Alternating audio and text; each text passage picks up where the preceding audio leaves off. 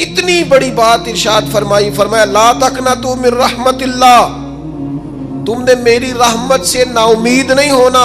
اللہ کی رحمت سے نا مالک کیا ملے گا؟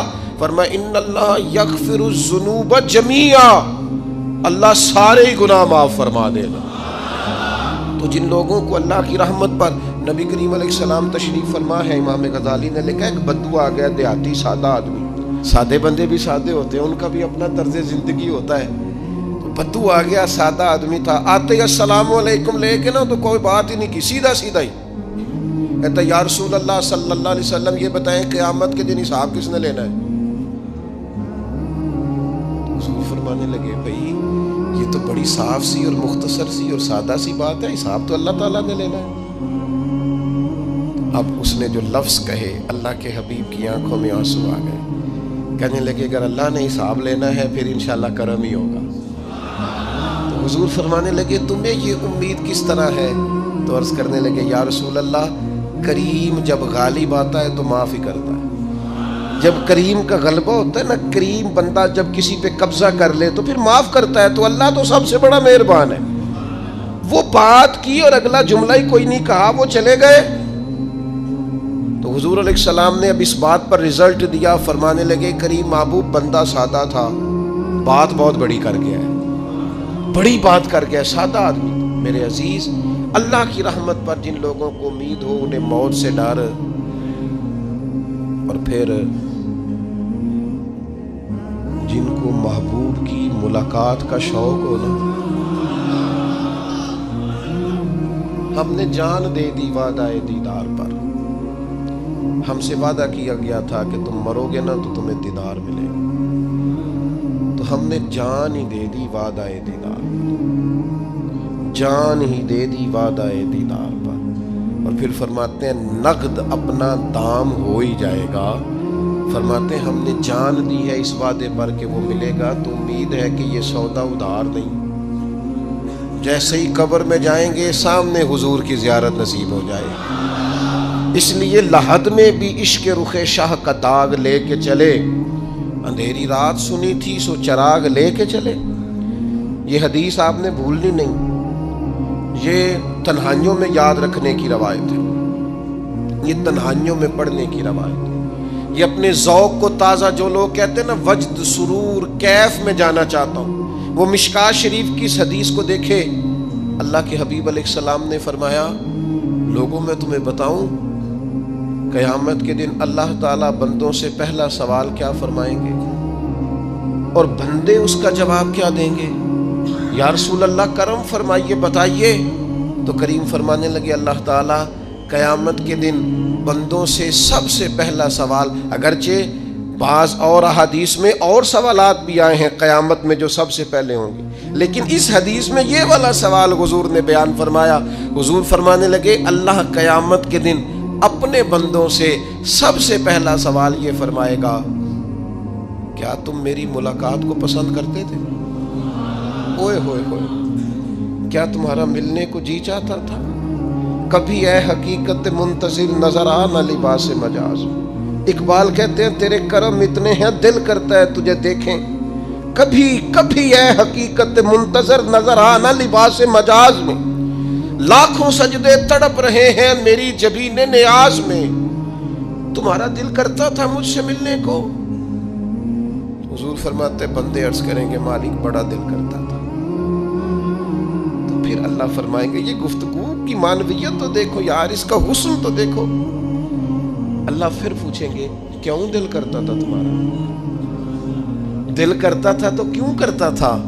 عرض کریں گے مالک اس لیے کہ ہمیں امید تھی کہ تو معاف بھی کر دے گا، رحمت بھی فرمائے گا، اس معافی کی امید پر دل کرتا تھا تو ملے۔ حضور فرماتے ہیں پھر رب فرمائے گا مجھ پر واجب ہے، میں نے اپنے کرم سے واجب کر لیا ہے کہ آج تمہیں جنت عطا کروں گا۔ یہ جو ملاقات ہے نا، ملاقات کہ وہ ملیں گے، ان سے ملاقات ہو۔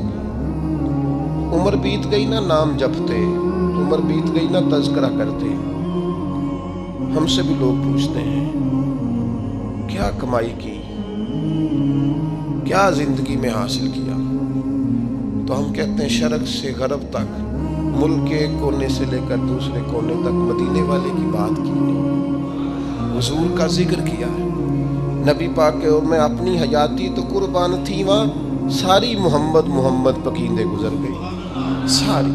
یہ اعزاز ہے، یہ کرم ہے۔ اب کیا ہوتا ہے، گناہگار لوگ ہیں، اتنا بڑا دعویٰ تو نہیں کر سکتے، لیکن دل تو چاہتا ہے نا کہ چلو جس کا نام لیا ہے اس کی کبھی زیارت بھی ہو، کبھی ملاقات بھی ہو، کبھی نظر کرم بھی ہو۔ کسی نے اپنے محبوب سے کہا تھا کہ ذرا ایک نظر مجھ پہ بھی کیجئے، تو قریب بیٹھے ایک شخص نے کہا یار تو نے بڑا دعویٰ کیا ہے، جو محبوب ہوتے ہیں ان کو تکلیف نہیں دی جاتی، تو کہتا ہے پورا چہرہ ہی تیری طرف پھیرے۔ تو پھر اس نے اس درویش سے پوچھا کہ میں بھلا پھر کیا کروں، میرا دل تو میرا بھی کرتا ہے نا، چلو یہ تو آپ کی بات ٹھیک ہے کہ اب میں محبوب سے کہوں کہ اتنی تکلیف کرے کہ میری طرف پورا رخ پھیرے تو ٹھیک نہیں، تو پھر بتائیں میں کیا کروں؟ تو اس نے کہا ان راہوں میں کھڑا ہو جا جن راہوں کی طرف وہ کریم دیکھتا ہے۔ چلو اسی با کردار کو دیکھتے دیکھتے بیچ میں تیرے اوپر بھی نظر، مجھ پہ محشر میں نصیر ان کی نظر پڑ ہی گئی، مجھ پہ محشر میں نصیر ان کی نظر، اوئے ہوئے اللہ کرے آپ کو بھی وہ لطف آئے جو مجھے آ رہا۔ کہتے مجھ پہ محشر میں نصیر ان کی نظر، یہ انتہائی عاجزی ہے کہنے والے کی۔ اس نے بالکل اپنے آپ کو ختم کر کے کہا کہ میں قابل تو نہیں تھا، اور میں پھر تکلیف دیتا کہ میری طرف دیکھیں، اسپیشل میرے لیے وقت نکالیں۔ پر کرم یہ ہوا کہ مجھ پہ محشر میں نصیر ان کی نظر پڑ ہی گئی۔ کہنے والے اسے کہتے ہیں خدا کا کرنا، کہنے والے اسے کہتے ہیں خدا کا کرنا۔ اللہ نے کیا کہ نظر مجھ پر پڑ ہی گئی، اور جب پھر پڑ گئی تو تیری ایک نظر کا کمال ہے اور میری زندگی کا سوال ہے۔ بس جب پڑ گئی تو سو پھر پڑ گئی۔ موت سے وہ بندہ کبھی نہیں ڈرتا جسے ملاقات کا شوق ہو، ملنا چاہے داتا علی اجویری سے اور موت سے ڈرے، ملنا چاہے حضرت غوث پاک جیلانی سے اور پھر موت سے ڈرے۔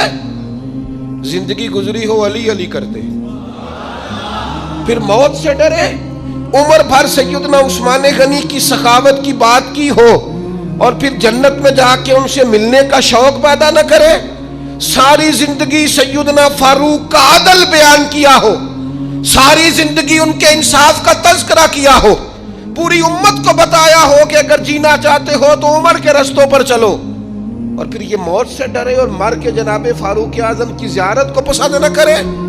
جسے صدیق کی وفائیں یاد ہو، جنہیں جناب ابو بکر صدیق کا عشق یاد ہو، وہ پھر ان کی زیارت نہ کرنا چاہے اور ساری عمر حضور کی نعت پڑھی ہو۔ مانا نہیں آتا تھا پھر بھی کہا بلغ العلا بکمالہ کشف الدجا بجمالہ حسنت جمیع خصالہ صلو علیہ والہ سے نہیں ترجمہ آتا تھا، پر جب بھی کو پڑھتا تھا یہ بھی جھومتا تھا مولا یا صلی وسلم دائماً۔ میں آپ کو بتاتا ہوں توتلا آدمی، توتلا اور دیوانہ مجذوب بیچارہ، سمجھ نہیں، توتلا بولنا بھی ٹھیک نہیں آتا۔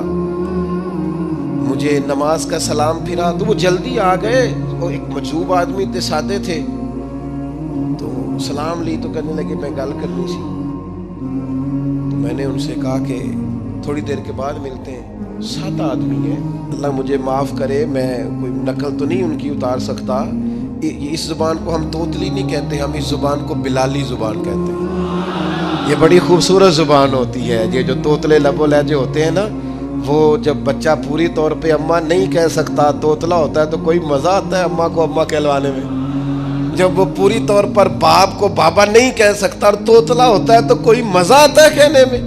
وہ جب دادی نانی دادا کہتا ہے تو دادے کا دل کرتا ہے یہ 100 بار کہے، چونکہ اسے کہنا نہیں نہ آتا، لیکن اس توتلاہٹ میں جو اس کو لطف آتا ہے۔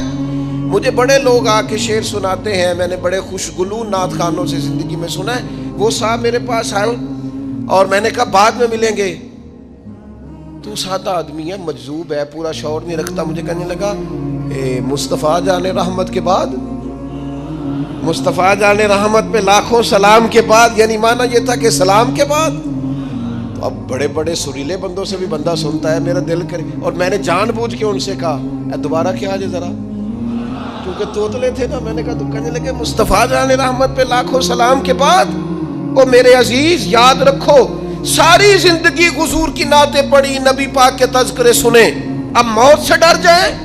حالانکہ موت تو ایک پل ہے، پل سے گزریں گے تو سامنے اللہ کا دیدار بھی ہوگا، مدینے والے کی زیارت بھی نصیب ہوگی.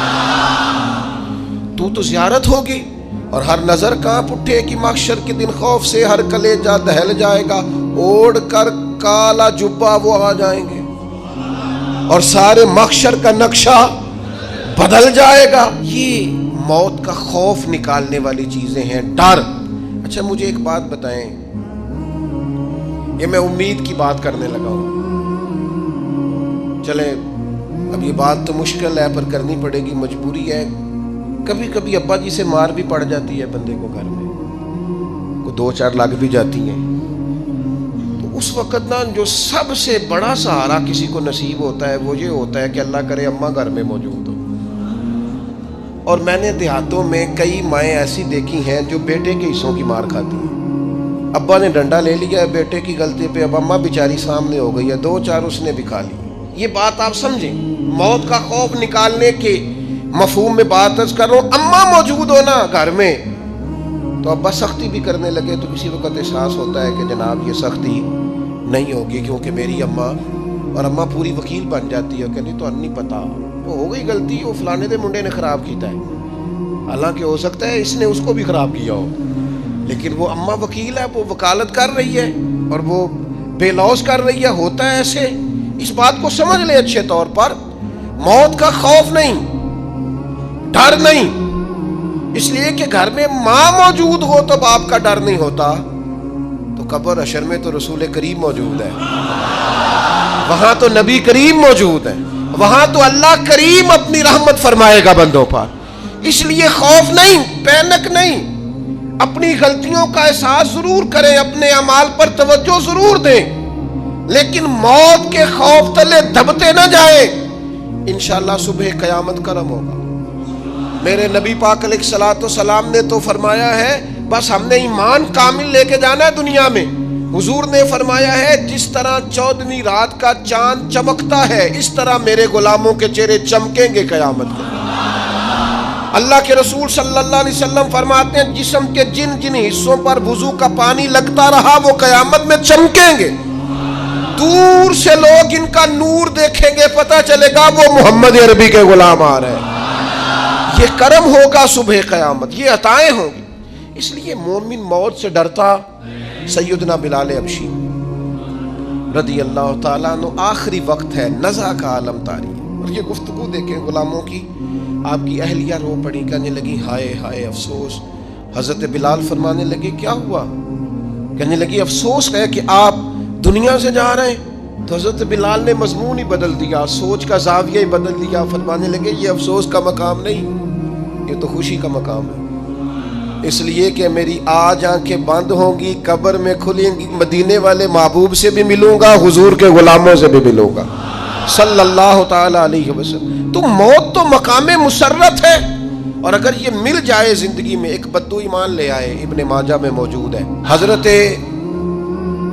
ابو ہریرہ رضی اللہ تعالیٰ عنہ حدیث کے راوی ہیں، فرماتے ہیں ایک بدو ایمان لائے اور انہوں نے حضور علیہ السلام کے ساتھ ہجرت بھی کی. ابن ماجہ میں موجود ہے. تو نبی پاک علیہ السلام نے نا انہیں ایک صحابی کے ساتھ کر دیا، اب ان کے کام کاج میں مصروف ہو گئے ان کے ساتھ. تو حضور علیہ السلام نے نا ایک جگہ سے مال غنیمت آیا، تو طریقہ مبارکہ یہ تھا کہ مال غنیمت میں سب کو حصہ دیا جاتا تھا. اگرچہ وہ جہاد پہ نہیں گئے لیکن حضور نے انہیں بھی حصہ دیا. تو وہ صحابی تو رو پڑے، عرض کرنے لگے حضور میں اس کے لیے تو ایمان نہیں لایا تھا. حضور نے فرمایا پھر بتائیے، گرچہ حضور جانتے ہیں کس لیے لائے تھے. عرض کی حضور میں تو اس لیے ایمان لایا تھا کہ میں رب کی راہ میں لڑوں گا اور میں اپنی جان پیش کروں گا. میں شہادت کے لیے ایمان لایا تھا، مجھے یہ مال دولت نہیں چاہیے. تھوڑی ہی دیر گزری کہ ایک اور مارکے کا اعلان ہو گیا، جنگ کا اعلان ہو گیا. حضور نے فرمایا چلو. وہ گئے اور چند ہی لمحے گزرے کہ وہ میدان میں اترے اور پھر شہید ہو گئے. صحابہ کرام ان کی مقدس لاش مبارک کو اٹھا کے محبوب کے قدموں میں لائے تو نبی کریم نے کیا خوبصورت بات ارشاد فرمائی. حضور فرمانے لگے دیکھو اس نے اللہ کی تصدیق کی ہے تو رب نے بھی اس کی تصدیق فرما دی.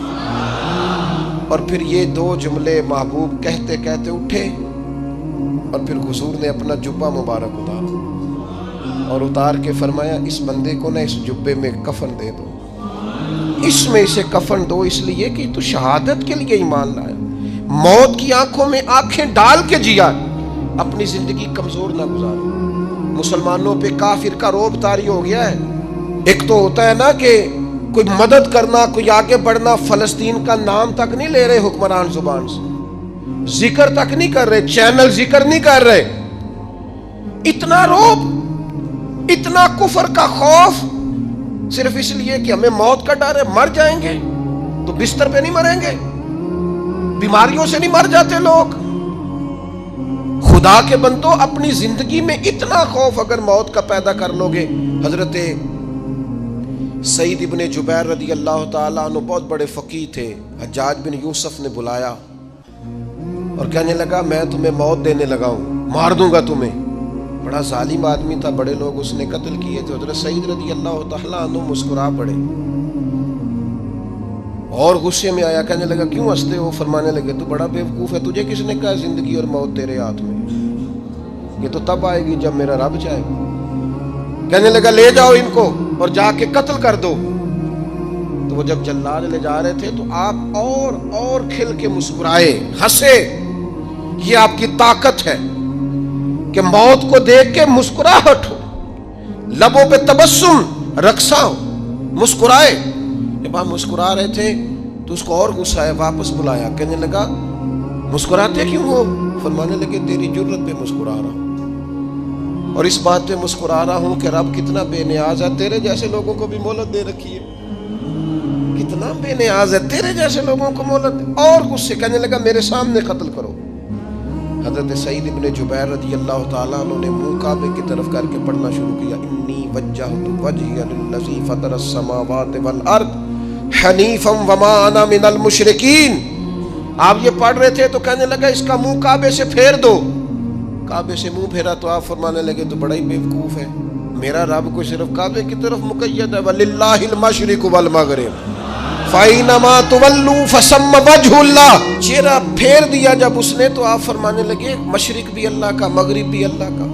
اور اللہ فرماتا ہے تم جدھر بھی منہ کرو ادھر ہی اللہ کی رحمت ہے. یہ پڑھا تو اب اس نے لٹایا, اور جب وہ آپ کو قتل کر رہا تھا تو حضرت سعید ابن جبیر کی ایک زوردار آواز گونجی. فرمایا یاد رکھنا مجھے اسی طرح قتل کرنا جس طرح تم خود قیامت میں قتل ہونا پسند کرتے ہو. میرا آخرت پر یقین کامل ہے, محشر میں عدالت لگے گی, میں تمہیں قتل کروں گا میں. حضرت سعید ابن جبیر کی وہ جرت تھی کہ دربار سارا لرز گیا حجاج کا. حضرت سعید ابن جبیر رضی اللہ تعالیٰ عنہ کہنے لگے اللہ اسے میرے بعد کسی پر مسلط نہ کرنا, میرا قتل آخری ہو, میرے بعد نہ ہو. ڈر گئے لوگ, سہم گئے. اور وہ جو جلاد آپ کو قتل کر رہا تھا اس کے بھی ہاتھ کانپ رہے تھے. اتنی جرت, موت کا ایک منٹ کے لیے خوف نہیں. حضرت سعید ابن جبیر رضی اللہ تعالیٰ عنہ شہید ہو گئے تو اتنا خون نکلا, اتنا خون نکلا, اتنا خون نکلا, خون بند ہی نہیں ہو رہا. ایک طبیب بیٹھا تھا, ہانپتے کانپتے ڈرے ہوئے سہمے ہوئے. حجاج کہنے لگا اسے اتنا خون؟ تو کہنے لگا بادشاہ میں نے سالوں مریض دیکھے ہیں, اس کو پتہ چل جائے نا مرنے والا ہوں وہ تو اتنا خوف میں آتا ہے, پہلے ہی اس کا سارا خون جم جاتا ہے اور سکڑ جاتا ہے اور اس کا خون جل جاتا ہے. یہ جو بندہ تم نے شہید کیا ہے نا اس میں ایک رتی برابر بھی موت کا خوف نہیں تھا, موت کے خوف سے بے نیاز تھا, اتنا خون نکلا.